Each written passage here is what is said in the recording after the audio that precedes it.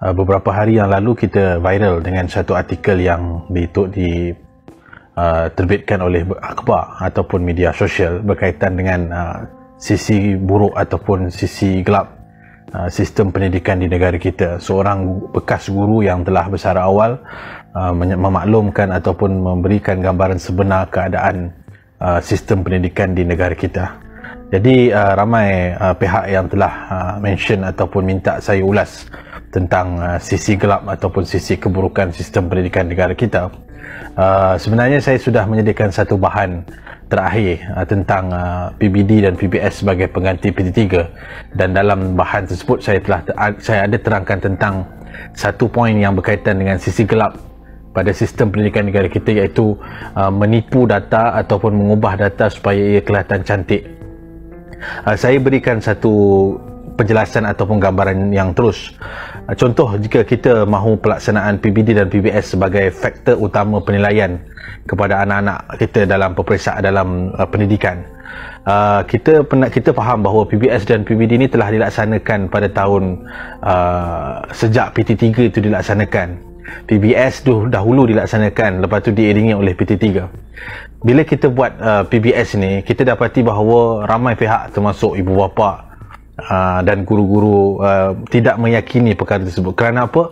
Kerana guru-guru pastinya sudah mendapat satu arahan daripada pihak atasan bahawa jika kita nak mengisi markah PBD atau PBS anak-anak murid kita dalam setiap item ataupun penilaian, mereka terpaksa meletakkan band 2 ke atas ataupun band 3 ke atas. Kerana jika mereka meletakkan band 1 ataupun band 2, mereka akan disoal oleh pihak pentadbir ataupun pihak PPD ataupun pihak jabatan.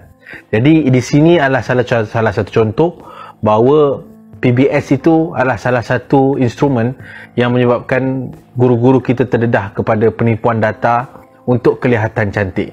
Dan apabila PBS dan PBD diumumkan sebagai satu faktor utama penilaian anak-anak kita, maka pastinya kaedah ataupun cara begini, iaitu pentadbir, iaitu pihak PPD dan jabatan mengarahkan semua murid-murid diberikan markah ataupun band 3 ke atas supaya mereka tidak dilihat sebagai teruk ataupun gagal.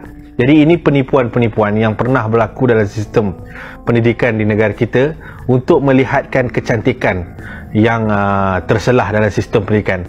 Namun hakikatnya anak-anak murid kita masih banyak yang tidak mampu membaca, masih banyak lagi yang tidak mampu mengira, tapi mereka tetap diberikan band 3 ke atas kerana guru-guru ini tidak mahu berhadapan dengan pentadbir, PPD dan jabatan untuk menjawab segala permasalahan-permasalahan ini. Ini adalah sisi gelap yang ada pada sistem pendidikan negara kita. Maka saya melihat bahawa perkara ini harus dipertimbangkan semula. PBD dan PBS itu perlu dipertimbangkan semula, kaedahnya, mekanismenya. Kerana apa masalah ini berlaku? Kerana puncanya adalah kerana banyak isu-isu ataupun tugas-tugas pengkeranian, tugas-tugas yang bukan pendidikan dibebani oleh pihak guru, pentadbir, menyebabkan mereka hilang tumpuan untuk mendidik anak-anak bangsa.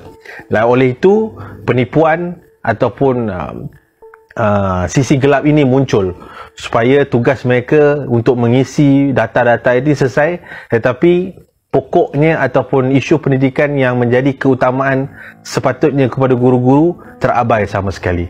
Jadi ini harus dipertimbangkan semula. Sisi gelap sistem pendidikan di negara kita.